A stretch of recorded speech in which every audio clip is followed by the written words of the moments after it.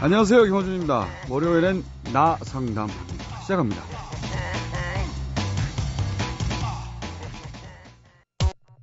김어준의 색다른 상담소.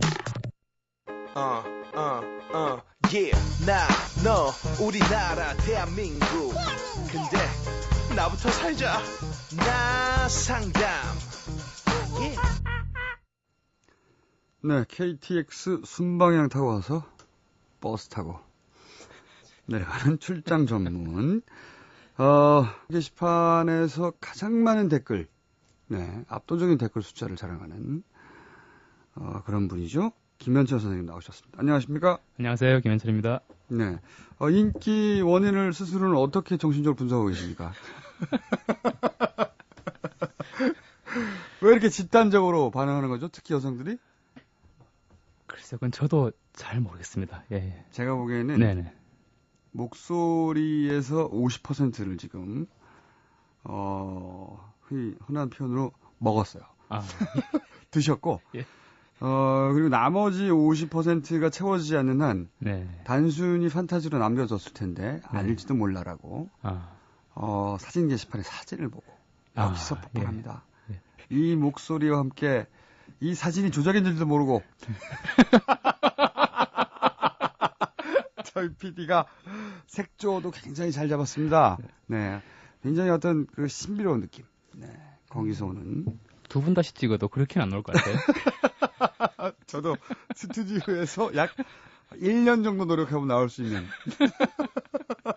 굉장히 건지기 힘든 사진을 네. 저희 PD가 아무렇게나 찍었는데 작품이 되어 나오는 PD님이 감 있으신 것 같아요. 네. 되려고 하는 사람은 다 되는 거죠, 이렇게. 자, 그러면은 오늘 상담 사연 들어보겠습니다. 저는 경기도 분당에 사는 53살 김영일입니다. 얼마 전 직장 동료와 함께 뉴스를 들었는데 하필 8.15가 들어있는 달 8월 1일에 일본 자민당 의원들이 독도를 방문하는 무례한 행위가 없었으면 좋겠습니다. 라는 멘트가 나오더군요. 그리고 그 말이 끝난 후 내 옆에 있는 동료가 무례한 놈이라고 내뱉는 겁니다. 이 동료와 지금은 그런대로 지내고 있지만 전에는 크고 작은 다툼이 있었습니다. 그래서일까요? 시간이 지날수록 혹시 이 말이 나를 향한 중의법, 그러니까 일본을 욕하는 척하면서 혹 나를 씹는 것이 아닌가 하는 생각이 자꾸 듭니다. 인간관계에서 이런 일이 비일비재합니다. 그래서 좋은 사람을 많이 잃었습니다. 보통 그 순간 상대에게 의중을 물어보거나 말투 혹은 분위기로 보고 진심이 느껴지면 안심을 합니다. 그러나 이런 것들을 일일이 확인할 수 없어 그냥 집으로 가져가게 되면 밤새도록 끙끙 앓게 됩니다. 어렸을 때 억울하게 어머니의 화바지 역할을 많이 했었는데 관련이 있을까요? 네, 이 사연은 김현철 선생님이 직접 고르신 겁니다. 8.15 광복절 특집으로 피해의식의 압제로부터 벗어나자는 네. 그런 뭐랄까요, 이 상담의 제목까지 정해오신 최초의 케이스입니다. 네. 피해의식의 압제로부터 벗어나자 광복절 특집. 네. 얼마나 귀엽습니까? 근데 이제 오늘은 제가 이 무학의 통찰을 좀 자제해 보려고 합니다. 물론 게시판에 가끔 선생님이 이야기하기에 제발 내버려둬라, 이런 선생님들 마니아들도 있어요. 저는 전혀 개의치 않습니다. 그러면 김현철 선생님 따로 만들어서 듣던가. 그런데 오늘은 제가 오늘 체력적으로 다소 붙이는 관계로 네. 안 한다기보다는 내버려두는 거죠. 그게 진짜 이유신 거죠? 네, 내버려두는 건데, 근데 사연을 듣자마자 제일 먼저 제가 떠오른 키워드는 있어요. 이분은 억울하다. 세상이 억울한가 보다. 네. 그런 분들이 있거든요. 그리고 저는 그런 분들을 저의 용어로 깔때기 의식 구조라고 부릅니다. 설명 좀 부탁드릴게요. 깔때기를 하면 상대방이 어떤 의도로 어떤 정보를 주든 간에 그 깔때기를 통과시킨 후 예. 자신에게 적용하는데 그것도 대단히 불리하게 적용합니다. 혼자. 예. 이 엄청난 깔때기, 억울한, 항상 네. 억울한. 네. 근데 저는 이 억울한 분들을 보면 신기하기도 합니다. 왜냐면 저는 살다가 억울한 경우가 별로 없었거든요. 억울한 상황 자체가 전혀 없었다기보다는 아니 내가 뭐라고 내가 완벽하게 상대한테 이해될 수가 있겠나. 예. 네. 그러니까 오해가 있는 건 너무 당연한 거다. 기본적으로. 그러니까 인간의 본성을 다 받아들이신 그런가요? 상태? 네. 예. 깨른 게 아니고요. 그러니까 누구나 진짜 오해도 할 수 있고 또 본인도 오해하실 수 있고 그런 부분이 이제 뭐 누구나 있는 건데 지금 이분 같은 경우는 이제 옆에 있는 동료분이 TV에 있는 인물을 보고 저 무례한 사람을 봤나 무례한 놈 이랬는데 그거를 마치 자기한테 얘기한 것처럼 그러니까 심한 경우죠. 예, 느끼셨는데 근데 전 이 상황이 또 그렇게 심한 건 아닌 게 그래요? 네. 이런 분들은 꽤 많거든요, 주변에. 이제 이러면서 물론 피해의식에 빠진 나머지 일이라든지 모든 뭐 인간관계가 다 안 될 정도로 심각하다면 그건 말 그대로 그건 문제겠지만 예, 기능을 따지거든요. 그러니까 저희 이제 정신과 의사들이 진단할 때 특히나 예. 척도가 있습니까? 정도요? 예. 근데 그 척도에 저는 약간 개인으로 반대하는 기준이 뭐가 있냐면 어떤 증상이 뭐 피해 망상이든 무슨 여러 가지 환청이든 불안이든 다 있다 할지라도 사회적 기능이 괜찮으면 그 사람은 병이 아닌 거예요. 근데 이 진단 기준으로 온 세계의 정신과 의사들이 다 공통적으로 보편적으로 지금 기준을 삼고 있는데 이 잣대의 단점이 뭐냐면 인간미라는 그 변수는 제외가 되고 있어요. 그렇죠. 그 사람 스스로한테는 엄청나게 고통스러운데도 어쨌든 뭐 밥 먹고 사는데 크게 지장 없이 일하고 있잖아. 이렇게 되면 문제가 없다고 생각하는 거고 결국 냉혈한이라든지 너무 막 성공이나 다른 사람을 밟고 올라가는 사람들에 대해서는 정신과적으로 봐줘야 될 잣대가 애매모호해지는 거죠. 그래서 항상 생각이 극단적으로 되면 그러면 흔히 말하는 사이코패스. 예, 그렇죠. 그렇게 되는 거죠. 근데 저도 잘은 몰라도 우리가 흔히 사이코패스라고 하면 연쇄살인범 정도 생각하고 대단한 사회 부적응 상태라서 누구나 알아보고 그럴 거라고 착각하는데 그게 아니라 착각이죠. 그게 아니라 그들이 감정이입의 능력은 대단히 결여됐을지 모르는지언정 머리가 나쁜 건 아니거든요. 흉내내고 그리고 오히려 상대방한테 감정이입하지 않고 못하고 그래서 상대방의 느낄 아픔을 모르니까 이 경쟁에서 살아남아서 치고 올라가서 오히려 사장이 된 분들 물론 그게 너무 드러나서 이제 사회생활 실패한 분도 있지만 그 품성과 지능은 다른 문제지 않습니까?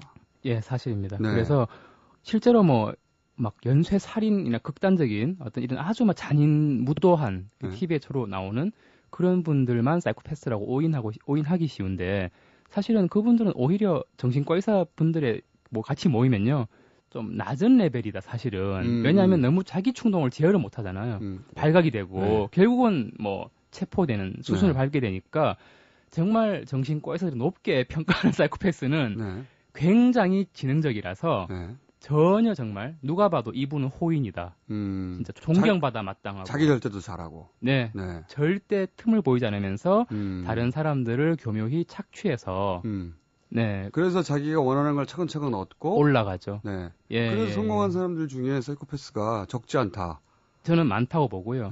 그래서 통념적인 성공을 바라시려면 저는 좀 약간 극단적인 말씀도 드려요. 정말 너가 양심을 밟아가면서 올라갈래?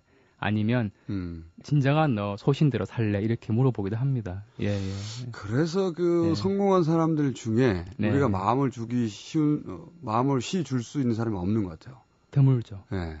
실제로 보면. 공감할 수 있고 다른 사람 배려 다 하다 보면 통념적인 성공, 그러니까 높은 자리, 위치 올라가기가 조금 어렵겠죠, 아무래도. 그래서 저처럼 혼자 총수를 선언해야 되는 겁니다. 그냥 혼자일 때부터 나 총수할래 이렇게 선언해야지 남을 밟고 총수가 되면 안 됩니다. 자, 그럼 이 케이스로 돌아와서 억울함의 키워드는 맞죠? 그래서 지금 뭐 이분은 궁금해하시는 거가 뭐냐면 자꾸 이제 다른 사람의 어떤 툭툭 내뱉는 한마디도 다 자기한테 얘기하는 것 같고 네. 이런 것들이 너무 오래 밤까지 막 곱씹어지는 거죠 머릿속에서. 그렇죠. 그러고 그게 진짜일까 아닐까 막. 예, 네. 그러면서 이제 이 또 우리 방송을 청취하셔서 과거를 이분이 되짚어 보셨어요. 그랬더니 어렸을 때 엄마의 화를 받는 역할을 많이 했었던 것 같다까지 성찰을 하신 것 같고요. 연배도 지금 53세시니까 예, 조금 연배도 계신 분인데 어쨌든 피해 의식은 뭐 진짜 뭐 10대부터 이제 80대까지 진짜 뭐 보편적인 네, 정서가 불안정하면 누구나 경험할 수 있는 보편적인 병리고요. 괜찮았다가도 이렇게 될 수도 있죠. 될 수가 있죠. 예. 왜냐하면 뭐 또 좋아하시는 진화론적으로 네. 생각해 보면 군인이라고 비유하자면 상대가 적군인지 아군인지 모를 때는 네. 일단은 뭐 군에서는 적군으로 간주하자. 일단 속아보죠. 예, 네. 암고를 모를 때. 네. 네. 예, 그런 식으로. 그래서 네. 뭔가 상대가 불확실하다면 적으로 간주하는 게 생존에 유리하기 때문에. 그렇죠. 그래서 피해 의식은 사실은 타고난. 예, 그래서 어린 아이들이 낯가림 하잖아요. 그 낯가림 현상이 사실은 이제 피해 의식의 이제 그 현상이죠. 네. 그래서 이제 누구나 그거는 뭐 자기 안전을 위해서 타고난 건데 그렇죠. 사회화가 되면서 사람들이 꼭 다 나를 잡아먹을 사람들은 아니구나 이런 걸 느끼면서 조금씩 이제 현실감을 갖게 되는데 그래서 이제 피해 의식은 또 없으면 안 되는 또 그런 어떤 그렇죠. 위험할 때 진짜 예. 위험한 상대인데 만약에 이 경계심을 낮췄다가 네. 치르게 될 대가는 죽음이거든요. 그렇죠. 그러니까 오히려 네. 때로 오해받거나 네. 혹은 나중에 사과하더라도 일단 의심하는 게 낫다라고 생각하는 게 본능에 가깝죠. 그렇죠. 죽음 네. 내지는 큰 빚을 안든지 뭐 여러 가지. 그렇죠. 당해서. 예. 네네.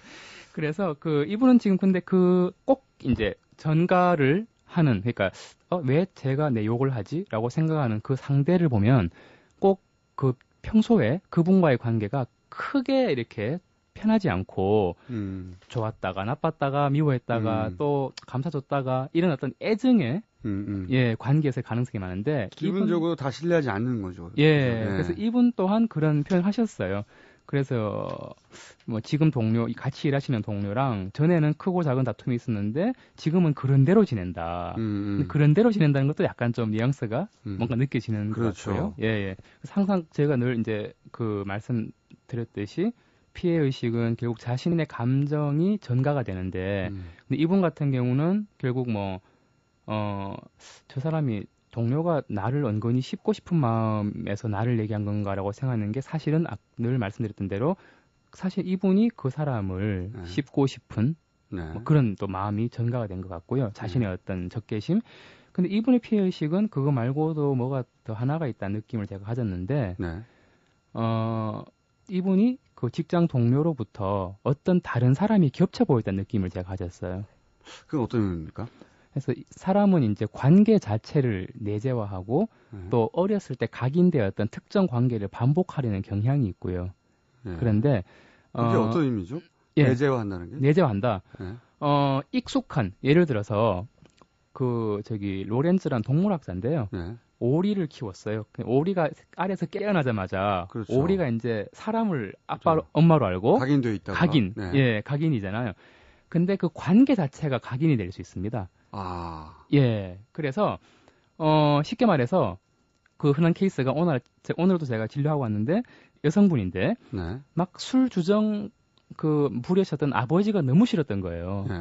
예, 그랬는데 결혼을 했는데 나는 절대 술을 안 마시는 남자랑 하겠다라고 했는데 그 남편이 점점 사회생활하면서 이상하게 자기 아버지랑 친정 아버지랑 닮아가는 거예요, 남편이. 예, 그래서 어떤 경우는 상대방으로 하여금 뭔가 은연중에 그런 심리적인 힘이 있습니다. 보이진 않지만 상대방으로 하여금 자신의 어떤 자신에게 영향을 끼쳤던 그런 사람의 모습을 강요를 하죠. 은근히. 그러니까 예. 실제로는 자기가 싫다고 하면서 남편에게 그런 모습이 나오도록 유도했다. 예, 무의식적으로. 꼭 술 마실 때 화들짝 놀라면서 자극하고 잔소리하면 남자분도 이 부인은 내가 술 마시고 이런 꼬장 부릴 때만 관심을 가져주네. 그래서 그게 또 그런 행동이 강화가 돼서 그런 관계를 자꾸 재경험하게 해서 결국은 그 안정감을 누리기 위해서. 그렇죠. 그게 익숙하고 그 사람이 좋았던 사람이든 나빴던 사람이든 그 패턴을 자기가 이미 익숙하게 알고 있으니까. 네. 그래서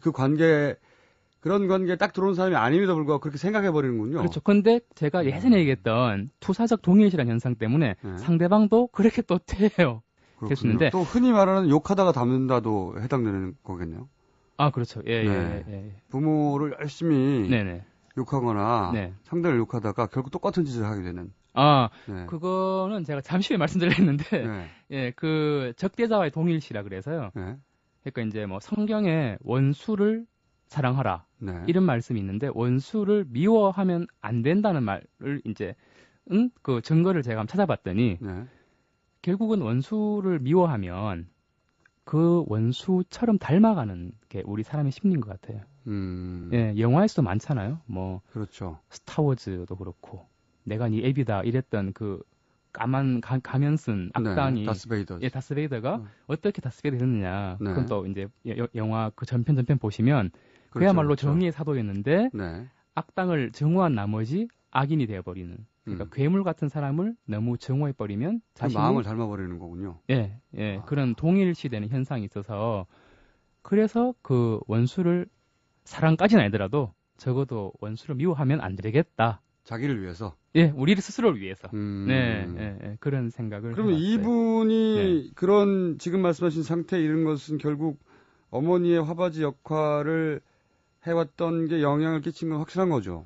그런 것 같아요. 왜냐하면 뭐 자꾸 어떤 주변 사람과 어떤 약간 애정의 관계 형성이 되고 그러고 뭔가가 자꾸 나를 억울하게 뭔가 모독한다는 느낌을 반복적으로 받았다면 이분은 아마 그 동료에게서 뭐 성별과는 관계가 없어요. 심리적인 세계에서는 동료에게서 아마 엄마의 느낌을 받았을 가능성이 있어요. 이걸 이제 전이 현상이라고 합니다. 그래서 부모와 만들었던 최초의 관계가 이렇게 부정적이었기 때문에 그 부정적인 최초의 관계의 원형을 자꾸 반복하고 있는 거다. 답습하려고 하죠. 왜냐하면 그만큼 우리 사람은 관계에 의존적인 사람인지라 그런 어떤 관계에서 느껴지는 느낌이 배제가 되면은 자기 자신조차 붕괴될 거라는 불안이 있기 때문에 그래서 그러니까 부정적인 거는 다 거부할 거라고 생각하지만 그것이 굉장히 익숙해지고 강력한 감정이 되면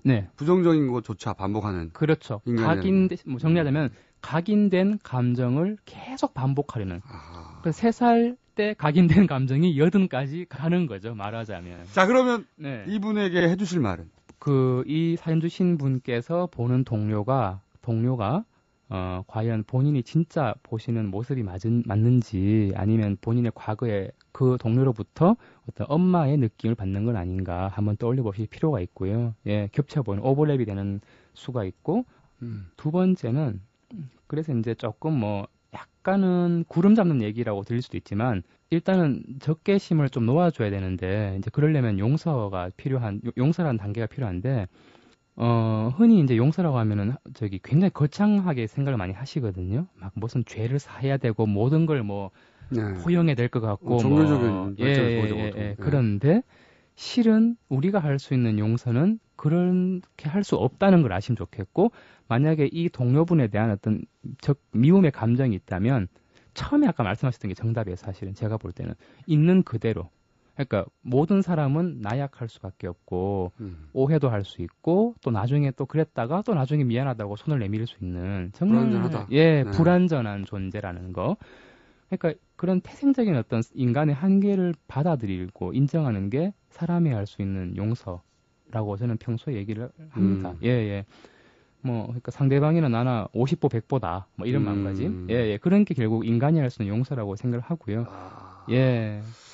대단히 뭐랄까요. 오늘은 강신주 선생님보다 더 철학적인 인간이 할 수 있는 용서는 무엇인가. 광복절 특집 마무리해 주십시오. 우리가 이제 피해의식이나 여러 가지 감정에서 좀 해방을 하면 좋겠는데 사실 뭐 우리에게 본의 아니게 우리에게 해를 끼친 사람, 죄 지은 사람 되게 많을 거 아니에요. 근데 그런 사람들을 이제 놓아주고 용서해주면 그 죄수라고 생각되는 사람이 자유를 얻게 되는데 정말 진짜 자유를 얻는 사람은 우리들이 된다는 말씀을 하고 싶어요. 그래서 미운 사람이 있으면은 이제 우리 스스로를 위해서라도 그만 미워하면 좋겠고, 왜냐하면 너무 미워하면 피해의식도 생기고 우리가 아까 말씀 나눴듯이 적대자와의 동일시가 돼서 우리가 그 미워하는 사람처럼 변한다. 예, 이런 메시지를 알겠습니다. 드리고 싶습니다. 예. 그러면은 그 말씀 충분히 알아들었고 네. 미워하면서 안 변하면 되는 거죠? 착하게 계속 미워하면 되는 거죠? 그렇죠. 오늘은 여기까지입니다. 오늘 감사합니다. 감사합니다.